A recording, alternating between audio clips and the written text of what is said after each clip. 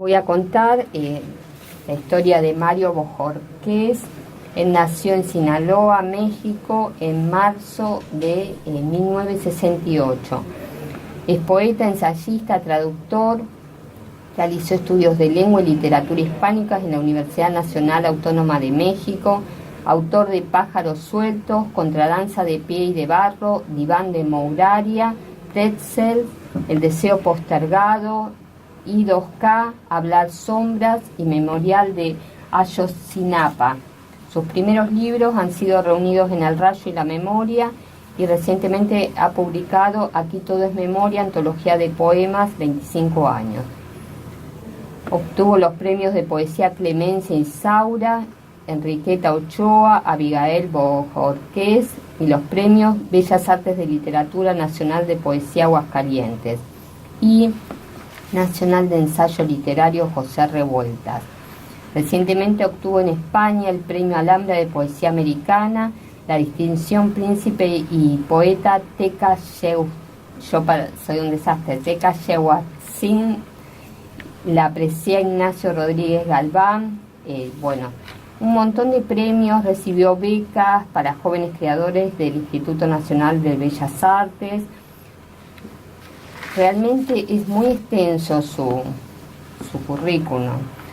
Colabora como editor en el Círculo de Poesía.com, dirige las colecciones editoriales Círculo de Poesía Ediciones, Visor Libros México y Valparaíso México. Además, Mario es director del Encuentro Internacional de Poesía Ciudad de México. Un placer tenerte acá con nosotros. Querida Claudia, muchas gracias por la invitación. Muy contentos de compartir con los amigos de Buenos Aires poesía mexicana. ¡Qué bueno! Contanos qué es lo que presentaste ayer en el Centro Cultural Cooperación. Sí, ayer estuvimos presentando una colección de literatura mexicana que incluye 2 géneros, poesía y cuento. De poesía son 12 títulos, de cuento hemos publicado 3 títulos, junto con, es decir, en una coedición con El Suri Porfiado, que dirige el poeta Carlos Aldazábal. Los 3 títulos que han salido de narrativa son En medio de la nada, de Glafira Rocha, que estuvo con nosotros ayer en el Centro Cultural de la Cooperación, Maritza Buendía, que alguna gente de Buenos Aires la conoce, ya que ella realizó estudios aquí en una universidad, estudios de posgrado, y Vicente Alfonso, que ahora es una revelación de la narrativa mexicana. Él ha ganado un premio muy importante y publicado a través de Tusquets, este sello, ¿no?, de Barcelona, Huesos de San Lorenzo, que ha sido ya traducida a 7 idiomas y que está, digamos, circulando en muchos lugares. Vicente Alfonso. Esos son los 3 narradores que hemos publicado en esta colección. Y bueno, muchos poetas, empezando por el gran poeta mexicano, el más importante en este momento, que es el poeta Eduardo Lizalde, que el próximo julio cumplirá 90 años de edad. Ha nacido en 1929, es un hombre muy fuerte, muy poderoso. Toda su poesía es muy leída en México, y en algunos países de América Latina y en España empiezan también a leerlos. Hablábamos un poco de eso, de pronto cómo la poesía mexicana está buscando a sus lectores a través, digamos, del gran continente de la lengua, que es el español. Hace unos 2 años, en Granada, en España, le otorgaron el premio Federico García Lorca al poeta Lizalde. Entonces estuvo allá, tuvo una edición a través de Valparaíso, esta editorial que también tiene oficinas en México, ¿no?, y que es una editorial de Granada. Allí publicó, ha sacado también una antología recientemente en Visor Libros, que es la que dirige Jesús García Sánchez, o Chus Visor, conocido con este nombre por los amigos de la poesía. Y nosotros estamos haciendo también en México la colección Visor, que es como, digamos, la Mercedes-Benz de la poesía, digamos, en español, con más de 1000 títulos publicados. Todos los grandes poetas del mundo están allí, y entonces en México vamos reponiendo poco a poco el gran catálogo de Visor. Ahora estamos haciendo también la colección Círculo de Poesía Ediciones, de la que te mostraba el más nuevo libro que acabamos de sacar hace unos días, y que se llama Xochitlactoli. Bueno, estas son palabras raras. Xochitlactoli quiere decir en náhuatl palabra florecida, que es mira qué lindo. la forma en que se le dice a la poesía, ¿no? Entonces, para los nahuas que leen esta palabra rápido entienden que este es un libro de poemas, ¿no? Y bueno, tiene un subtítulo interesante que es Poesía contemporánea en lenguas originarias de México. Uy, buenísimo. Son 32 autores y son 16 lenguas. No todas las lenguas de México tienen literatura, esto es importante decir. Son más de 60, son 67, creo que son 67 o 68 más el español, ¿no? ¿Y vos por qué crees que capaz no todas tienen literatura? Porque no la hemos visto publicada, no hemos podido rastrear, ¿no? Literatura. Eso no quiere decir que no haya, digamos, Claro, oralidad, claro. ¿Sí? O bien leyendas o lo que sea, pero quiero decir, al nivel de la letra, puede ser que no tengan alfabeto algunas, ¿sí? O que estén apenas reconociendo posibilidades de escritura, aunque se pronuncien perfectamente, pero no necesariamente tienen un alfabeto, digamos, ¿no? Claro. Entonces son cosas que van, digamos, conociéndose aún, ¿no? ¿Qué te puedo decir? Antes de 1948, en México era difícil conocer estas tradiciones, a pesar de que el náhuatl o el maya, por ejemplo, que son estas dos grandes lenguas, tenían literatura y poesía antes de que llegaran los españoles, ¿no? Ahora querías decir la palabra Tecayehuatzin, por ejemplo, ¿no? Tecayehuatzin, príncipe y poeta, dice, el príncipe y poeta Tecayehuatzin. Él hacia 1490 convocó al primer encuentro de poesía en América, ¿no? Es decir, sí, Hernán Cortés llegó a la Nueva España, es decir, a México en 1519, en este año hace 500 años, 30 años atrás, en 1490, 29 años atrás, Tecayehuatzin convocó a un encuentro de poetas. Y por eso es que Tecayehuatzin es un poeta muy importante para la tradición mexicana. Es mucho más famoso Nezahualcóyotl, que le decimos el rey poeta. Él era rey y poeta y era ingeniero y era un artista, era un hombre magnífico, ¿no? Era filósofo, Nezahualcóyotl, y su hijo también, Nezahualpilli, eran poetas. Entonces, digamos, para la gran tradición de los antiguos mexicanos, los anteriores a la llegada de los españoles, la poesía era algo, pues, ordinario, era normal estudiar, conocerla, practicarla, ¿no? ¿Y hoy ocurre lo mismo? Yo creo que de muchas maneras sí. En el caso de las lenguas, pensemos que aquí hay 16, ¿no? Hemos logrado reunir 16 y todavía nos faltan otras 50 más, ¿no? ¿Cómo llegaron a esas 16? ¿Fue cuántos años o muy bonito fue. Te cuento, tenemos esta revista digital, que es una revista muy visitada, ahora debe tener sobre 9 millones de visitas más o menos, ¿no? Yo sé que para la Coca-Cola o para Madonna no es nada 9 millones, pero estamos hablando de una revista de poemas, ¿no? La gente va a leer poemas allí. Entonces nos dedicamos mucho a la traducción. Tenemos allí unas 30 lenguas, ¿no?, en traducción, y entonces de pronto yo me quedé pensando, traducimos de muchas lenguas, ¿y qué pasa con nuestras lenguas? ¿No? Tenemos aquí un continente verbal, ¿no? 60, dije lenguas, pero sus variaciones dialectales son más de 300, ¿no? Porque son lenguas madres y aparte se dividen en usos y modos específicos con otros nombres. Digo, son cerca de 300, ¿no? Y entonces decíamos, sí, pero hacerlo nosotros, que no somos hablantes de las lenguas originarias, no estaría bien. Entonces me empecé a buscar a un poeta que pudiera ayudarnos. Y encontré uno en un periódico donde hablaba de que en su laptop está esperando que entre su novia para chatear con ella, ¿no? Pero todo es en náhuatl. Y dije, yo, ¿cómo se dice laptop en náhuatl, no? ¿Cómo se dice chatear? Bueno, se dice laptop igual, ¿no? Pero todo lo demás era en náhuatl. Y decidí escribirle, y lo invité a que publicara sus poemas en nuestra revista, y lo invité a que me ayudara a juntar a los poetas en lenguas originarias que él conocía. Y pusimos a esta serie Xochitlactoli. Así que durante 2 años fuimos publicando en nuestra revista cada 15 días un autor de una lengua diferente, ¿no? Y a veces se repetía la lengua, ¿no? Pero siempre nuevos autores. Cuando ya tenía 32 autores, le dije, ¿ya viste que tienes un libro? Me dice, ¿cómo? Sí, lo hiciste un libro y no te diste cuenta. Es este. Y entonces ahora que se cumplen en el 2019, se llama el Año Internacional de las Lenguas Originarias, aprovechamos para publicar el tomo.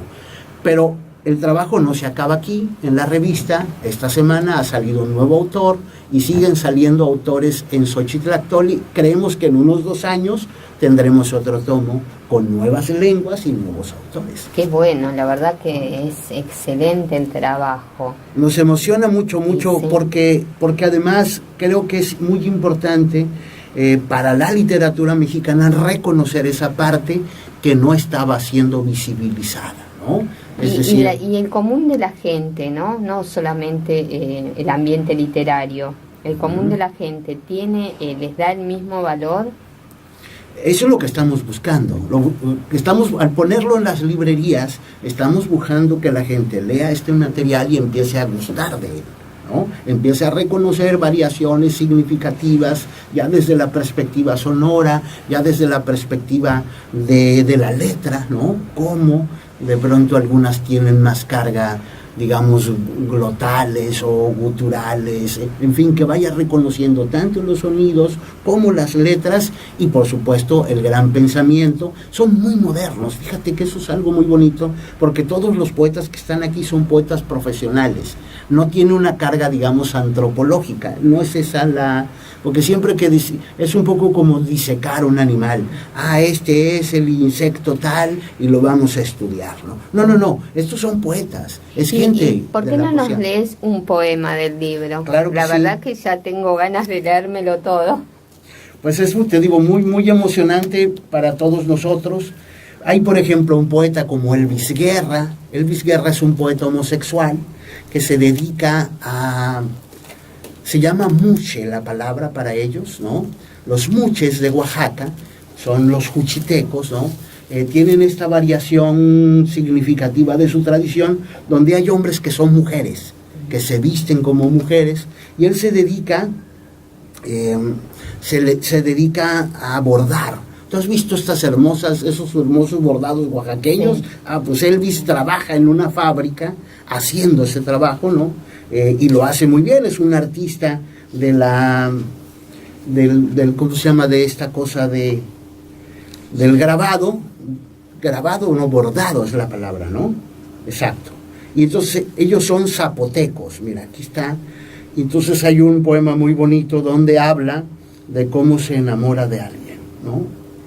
Y entonces pensemos en esto, pensemos como un poeta indígena tiene al mismo tiempo la posibilidad de sentirse en libertad suficiente para mostrar su sexualidad, su preferencia y en poesía además, ¿no? Haciendo un material realmente bello. Esto se llama Confesión. El poema dice: bebí de los senos de mi abuela el tibio sudor de la madrugada. Busqué el tesoro que guardaron mis ancestros en el ojo de un perro que muere y resucita para morir de nuevo.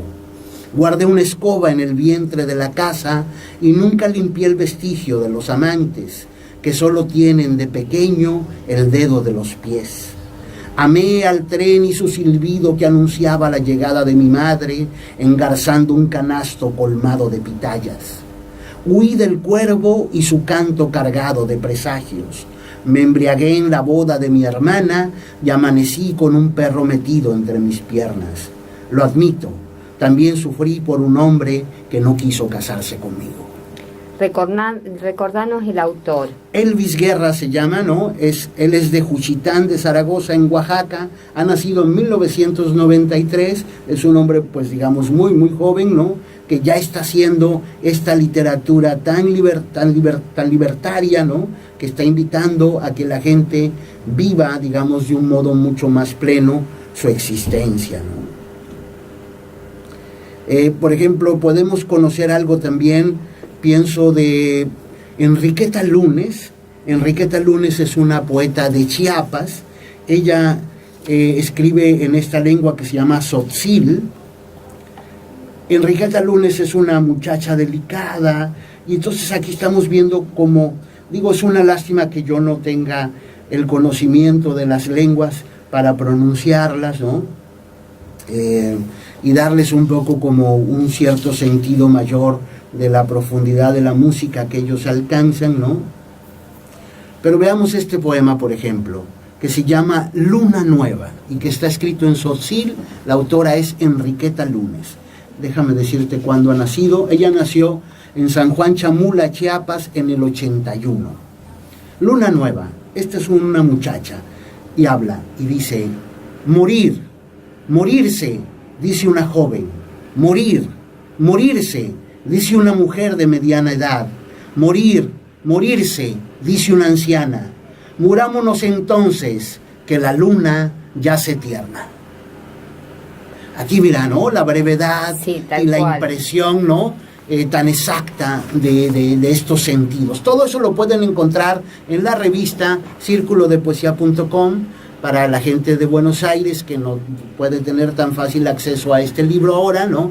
Esperemos que con esta venida se abran posibilidades de distribución de estos libros acá, ojalá y así fuera, pero entre tanto en la revista circulodepoesia.com pueden leer a Enriqueta Lunes, a Elvis Guerra, a Natalia Toledo, bueno, toda la gente que allí se ha ido publicando y se sigue publicando una vez o dos al mes, ¿no? Y acá en la Feria del Libro, ¿dónde se pueden conseguir los libros? No, estos son los libros mexicanos de los que yo vengo a platicar para ver si los emociono, sí, y logramos distribución acá, ¿no? Por eso es que no, la gente no puede comprarlos. Los puede comprar por supuesto por internet, pero el costo del envío no va a ser tan sencillo, ¿no? Y por eso yo estoy buscando ahora la posibilidad de que estos libros se distribuyan y se conozcan acá. La gente sí puede comprar en el Ateneo, en la Librería Norte, en las librerías, en la librería del Centro Cultural de la Cooperación, estos otros libros a los que nos referimos, que son los del Suri Porfiado. También está la página de internet del Suri Porfiado, que es el suriporfiado.com.ar, ¿no? Es muy fácil conseguir estos otros libros. Bueno, seguimos acá con el poeta de México, que la verdad que es un placer todo lo que nos está contando. Veo acá la colección que han sacado en conjunto con el Suri Porfiado, la verdad todos poetas mexicanos. Realmente es un placer y hay que difundir, tiene que llegar a todo el mundo, ¿no? Como siempre digo, la poesía no tiene que ser solamente poesía para poetas, sino poesía para todos. Sí, y bueno, por eso es que hacemos esta revista que te decía que se llama circulodepoesia.com, y bueno, desde allí pues mucha gente, ahora hemos publicado una antología, creo que todavía está en progreso, una antología de poesía argentina que ha preparado Marisa Martínez Pérsico. Antes hemos tenido una del propio Aldazábal, Carlos Aldazábal, incluso de alguien mucho más joven que se llama Pincus, un poeta Pincus de acá de Buenos Aires, ¿no? Y entonces continuamente estamos publicando poetas de toda América Latina allí y de otras lenguas, ¿no? Ahora mismo está por salir, hemos sacado recientemente una antología de poesía rusa, donde la persona mayor nació en 1947, es decir, después de la guerra, y el más joven de 1994. Es decir, que es un muchachito, ¿no? Es decir, gente muy joven. Ahora mismo está en producción una de Lituania, y la traductora es Dovile Kuminskaite, que es una poeta de allá muy joven, nacido en 1990, y habla muy bien, perfectamente español, ¿no? Ella ha hecho traducciones de poemas míos, así la conocí, y por supuesto también la invitación: ¿por qué no preparas para Círculo de Poesía a tus colegas, la gente que está escribiendo ahora? Y está por salir en este mes una antología de poesía lituana. Y así por donde voy, pues voy armando también libros posteriores, dossier, archivos para la revista, y vamos haciendo cosas todo el tiempo. ¿Y qué sentís cuando vas encontrando nuevos poetas? Pues es una emoción grande, porque nosotros creemos de pronto que este diálogo es el que enriquece la poesía de todos, ¿no? Es decir, el conocimiento de otras lenguas, de otros autores, de otros intereses, de otras visiones, son las que despiertan también las emociones que cada quien tiene al respecto de su manera de observar el mundo, ¿no? ¿Y cuál es tu manera de observar el mundo? Bueno, pues también va cambiando con el tiempo y con el conocimiento de otra poesía, ¿no? Cuando yo vengo a Buenos Aires, me imagino una serie de poemas que tienen que ver con las calles que voy caminando, con el modo en que me estoy sintiendo, digamos, frente a una tarta de verduras ayer en la noche, ¿no? Que no se acostumbra en México, ¿no? O la tarta que me comí hoy en la mañana de queso con jamón, ¿no? Pero también sé que hay de atún y de pollo. En fin, yo voy conociendo, mi mujer Glafira, que ella es vegana y entonces no puede comer muchas cosas que ustedes tienen riquísimas acá, como la carne, pero ella, por ejemplo, ha encontrado en la fainá, que es esta cosa que va junto con las pizzas y que nadie en el mundo conoce, salvo que vengas aquí a Buenos Aires o a Montevideo, ¿no? Nadie más le pone fainá en el mundo a la pizza, ¿no? Y haya encontrado en esta harina de garbanzo, ¿no? Pues una cosa riquísima, algo que le gusta mucho comer. Y sí, es riquísima. Y sí. Se puede hacer, vos haces fainá y también la podés transformar como en pizza. Le pones tomate y queso y queda, pero... Claro, fíjate, vimos riquísimo. en una confitería ahora que le ponían cebolla, que nunca la habíamos visto siempre, digamos, plena, sin más, ¿no? Sí, es que cada uno le va agregando, ¿no? La va haciendo a su manera, pero bueno, riquísima. Entonces, bueno, ahí tienes modos de comer, hay cosas. Y entonces, por ejemplo, el libro que te traigo, que aparece aquí en el Suriporfiado, se llama Pretzels. Y es un viaje a Nueva York, ¿no? Que a mí me tocó hacer en los años 90, hacia el final. Y entonces, bueno, es como una suerte de acompañamiento, un cuaderno de viaje, digamos. Yo estaba escribiendo otro libro, pero estando allí en esa ciudad, a mí se me despertaban muchas ideas, ¿no? Que yo iba anotando en un cuaderno.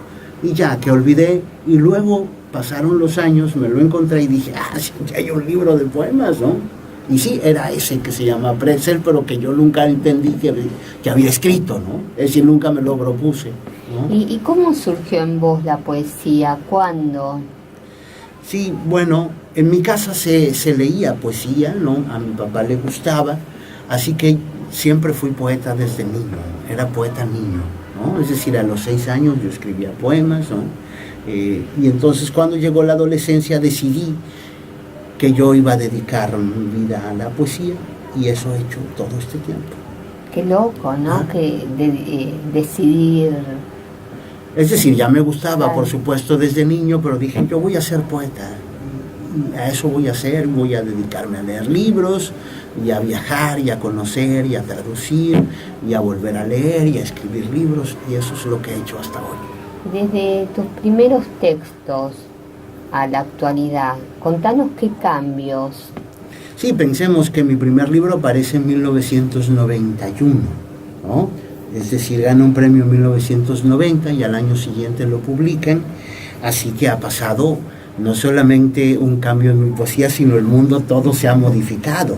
Pensemos, por ejemplo, cuando hablo de esta revista digital, que acaba de cumplir 10 años, ¿no? La gente piensa que es algo como muy normal, pero si tú te pones en 2008, ahí, por ejemplo, no existen teléfonos inteligentes, no hay modo de... Ahora la revista la podemos hacer en un teléfono, es decir, desde ahí puedes subir un post, fotografías, puedes editar textos. Sí, cambió todo. Exacto. Entonces tú imagínate qué ha ocurrido, pues ha ocurrido 4 terremotos. Ahora pensábamos en un poema, por ejemplo, de Pretzels, que está escrito a partir de la experiencia de subir a las Torres Gemelas, al World Trade Center. Y eso ya no existe más. Lo que yo vi ahí en el piso 107 de una de las torres, no existe más esa vista. Y no existirá jamás. Entonces, claro que cambia el paisaje, cambian los modos. Hace 5 años estábamos mi esposa y yo acá, y ustedes no tenían, por ejemplo, tanta comida vegana, ¿no? Tal cual. Y ahora sí, ¿no? Entonces, por ejemplo, todo esto que ustedes comen ahora que tiene que ver con el gluten, ¿no? Sí. Todas las cosas que ofrecen dice libre de gluten, libre de gluten. Entonces hay otra manera también, o sea, se modifica el mundo, ¿no? Y vos, háblanos de cada uno de tus libros.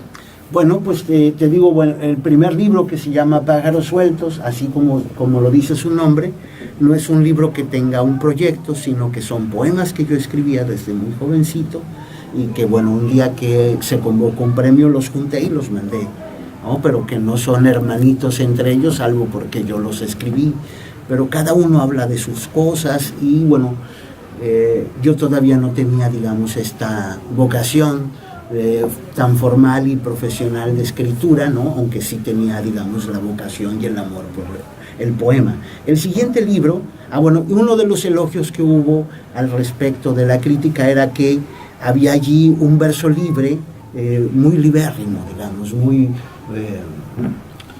muy aireado, muy grácil, por decir esta palabra, ¿no? Y entonces yo dije, bueno, el siguiente libro tendrá que ser formal. Así que el siguiente fue escrito todo en alejandrino castellano, ¿no? Porque yo quería probarme. Entonces es el año 94 o algo así. Así que hace unos 25 años de eso, ¿no? Y yo escribí ese libro que se llama Contradanza de pie y de barro. Luego pasaron algunos años antes de publicar un libro que se llama Diván de Moraría, que era un proyecto que yo tenía aquí, regresando otra vez al verso libre, pero después de la conciencia de haber adquirido digamos, la literatura formal, ¿no? El verso rígido, el verso con regla, ¿no? Reglado, metrado. Regresar al verso libre para mí fue un hallazgo importante, ¿no? Después apareció publicado Pretzels, ¿no? De esa experiencia.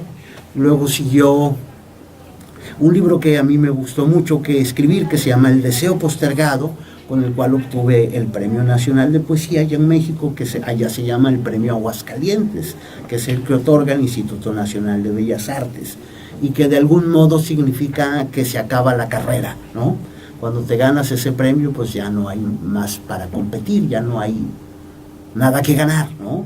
Porque todos los otros premios o son menores de dinero o son menores en prestigio, entonces te acaba, te ¿Y jubilas. qué pasó en vos cuando lo recibiste, a partir de ahí? Bueno, yo dije, pues todavía soy muy joven, yo todavía quiero escribir, ¿no? Pero efectivamente ya no tengo que competir. Entonces yo ya no tengo que esforzarme por producir un material que sea del gusto de un jurado, ¿no? Entonces, bueno, ya empecé a hacer locuras como esta de Y2K que tienes ahí, que quiere decir Year 2K o año 2000, ¿no? Entonces, cuando ocurrió el año 2000, yo pensaba mucho en eso. Hacia el año de 1997 ocurre algo con las computadoras que se le llama el Y2K o el Y2K, que quiere decir que las computadoras, las de Microsoft, no podían contar el primer segundo del año 2000. Entonces tuvieron que cambiar todos los sistemas operativos de las computadoras como esta para que pudiera contar el primer segundo. Y uno dice, ¿qué tan grave es eso? Cuando piensas que el sistema bancario pertenece, ¿no? Es decir, el nuestro dinero de los bancos, o el sistema eléctrico de las ciudades, o las ojivas nucleares están manejadas por computadoras. Imagínate, nadie sabía cómo iban a reaccionar las computadoras. Claro, y se produjo todo, era como que me dio miedo. Era muy grave, claro, era muy grave. Y entonces yo dije, yo pensé en las vanguardias de principios de siglo, las vanguardias poéticas que decían que el hombre del futuro, ese iba a ser feliz, no como los de 1910, decían, no, cuando llegue el futuro ellos serán felices, o sea, tú y yo. Entonces decía, pero si el futuro ya no se puede contar, ¿no? Y la verdad es que no somos felices como decía la gente de la vanguardia. Entonces dije yo, aquí va a empezar otra manera de contarse el tiempo. Y de eso habla Y2K, de cómo nuestras maneras de contar el tiempo han cambiado. Pienso, por ejemplo, ¿cuánta gente puede planear su vida más allá de 6 meses? ¿No? Muy poca gente puede tener una idea de lo que va a ocurrir el año próximo. Vivimos mucho más cerca, mucho más rápido. Cada minuto, cada segundo nos está contando, sobre todo, por ejemplo, en términos de la comunicación. Pensemos en los teléfonos, ¿no? Antes te decían, te voy a hablar como a las 7. Ahora te hablan a cualquier hora, en cualquier momento, estás conectado, no desapareces, ¿no? Todo el tiempo. Tú me dijiste, nos vemos mañana, aquí estoy, ¿no? Sí, no, tal cual. Es como que... Entonces todo ha cambiado. Era totalmente distinto. Y ese cambio, ¿no? Del mundo, del movimiento, Contámonos cómo lo reflejás vos en tu poesía. Ahora, por ejemplo, acabo de publicar un libro que se llama Memorial de Ayotzinapa, que es un libro que tiene que ver, en su primera parte es un poema narrativo que habla sobre un caso que ocurrió en la ciudad de Iguala, en Guerrero, con personas que venían de Ayotzinapa. 43 estudiantes fueron desaparecidos, y todavía no sabemos dónde están, en el año 2014. El 26 de septiembre, para amanecer 27 de septiembre de 2014, desaparecieron estas personas, que eran jóvenes estudiantes que estaban estudiando para maestros rurales. Ellos iban a ser maestros, y entonces lo último que sabemos es que los policías se los llevaron y se los entregaron a narcotraficantes. Es decir, el Estado, los policías, entregan a estudiantes a narcotraficantes, no sabemos para qué, imaginamos que para ser sacrificados, ¿no? Pero no sabemos dónde están. Una versión del gobierno es que los quemaron vivos, a ellos o a muchos los mataron y luego los quemaron y los desaparecieron de esta manera, pero nunca ha quedado claro qué fue lo que ocurrió esa noche. Entonces, como yo tampoco sabía qué ocurrió esa noche, se me ocurrió una idea. Cuando veía que abrían fosas y había gente enterrada allí, huesos de personas sin identificar, asesinatos y más asesinatos, yo recordé la historia de Quetzalcóatl cuando baja al infierno a recuperar los huesos preciosos. Estos huesos preciosos a los que va Quetzalcóatl a buscar servirán para volver a producir la vida nueva del hombre. De ahí van a nacer los más iguales. Él va a moler esos huesos y luego se va a rajar su miembro y con la sangre de su miembro va a fertilizar estos huesos, ¿no? Es una historia, una leyenda, y él baja al infierno acompañado de su nahual. La palabra nahual quiere decir en este caso mi otro yo. Entonces va Quetzalcóatl y su otro yo que se llama Xolotl y ellos bajan. Entonces el nahual es como la voz de la conciencia o la voz de la poesía. Eso que habla en la poesía es el nahual, porque no soy yo precisamente el que habla, sino algo que está aquí adentro, que no sé muy bien qué es, ¿no? Pero que toma la palabra, y entonces muchas veces es el poema. Entonces le pido a Quetzalcóatl y a su nahual que vayan con los muchachos y nos cuenten lo que están viendo durante toda la noche. Entonces es un poema narrativo, pues estremecedor, porque el tema es estremecedor, ¿no? Aún hoy mismo no sabemos qué fue lo que ocurrió. Al procurador de justicia de aquellos días lo acaban de hacer un procedimiento en la Cámara de Diputados de México y lo exoneraron hace 3 días, ¿no? Al hombre que se encargó de ocultar todo lo que ocurrió esa noche, y entonces todos estamos muy molestos con eso, ¿no? Sí.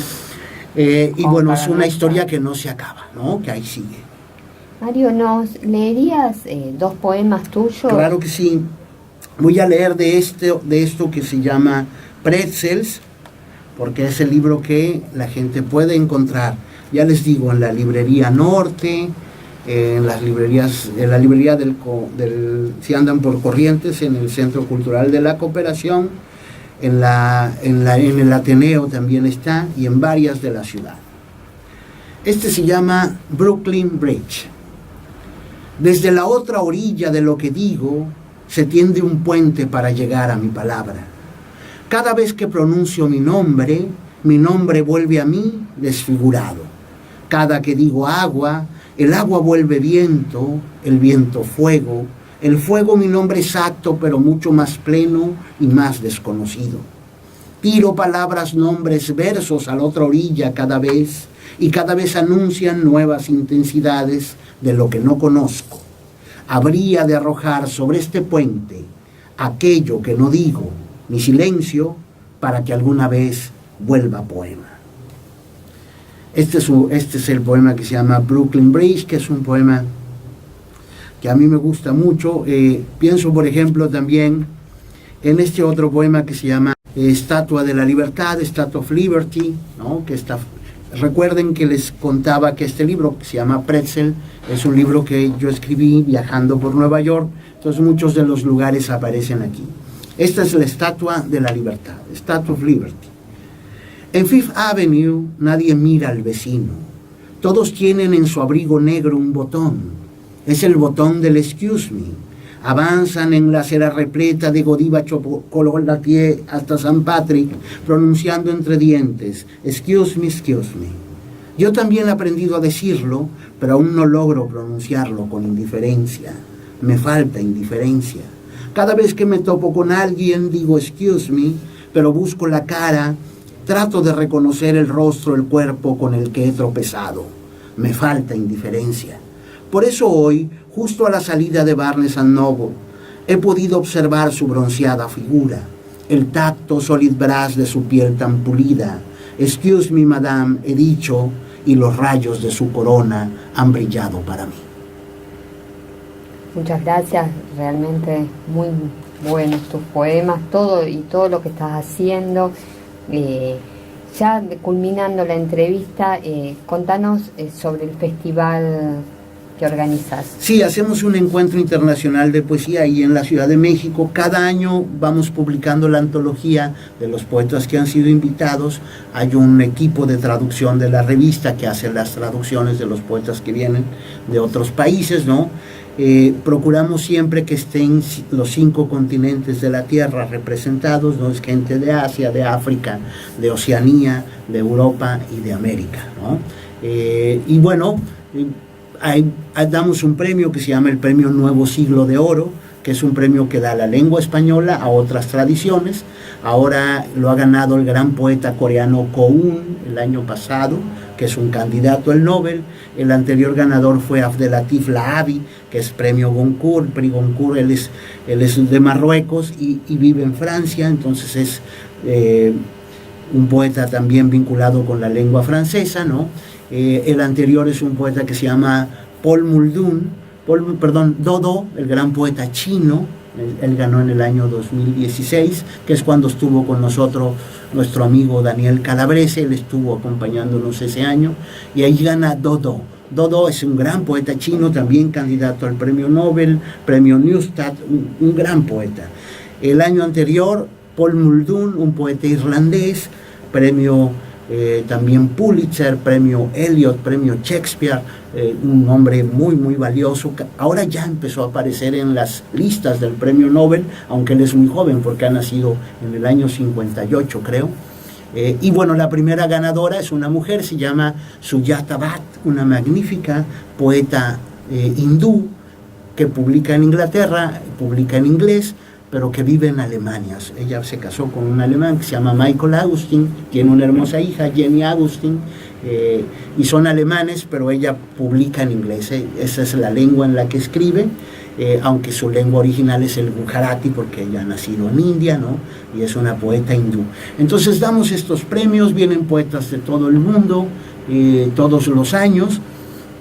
Publicamos libros suyos, además de las antologías, publicamos libros de muchos de ellos, y la revista es la que acompaña a todo esto, ¿no? Mario, definime con una palabra lo que representa la poesía en tu vida. Pues es que mi vida toda es eso, ¿no? Es decir, todo lo que tiene que ver conmigo pasa por allí. El conocer a mi esposa, el de vivir junto con ella, el de practicar desde la mañana ella su té y yo mi café, todo pasa por ese tamiz. En realidad no he vivido yo, digamos, una vida que no sea la poesía. Todo lo que hago tiene que ver con ella, y no me interesa en realidad cambiarlo ya, ¿no? Soy un hombre de 50 años de edad, ¿no? De 51 ya. Quizás si existe la reencarnación, como mi mujer cree, en otra vuelta vengo de otra cosa, pero esta vez vine de poeta. Muchísimas gracias. Gracias.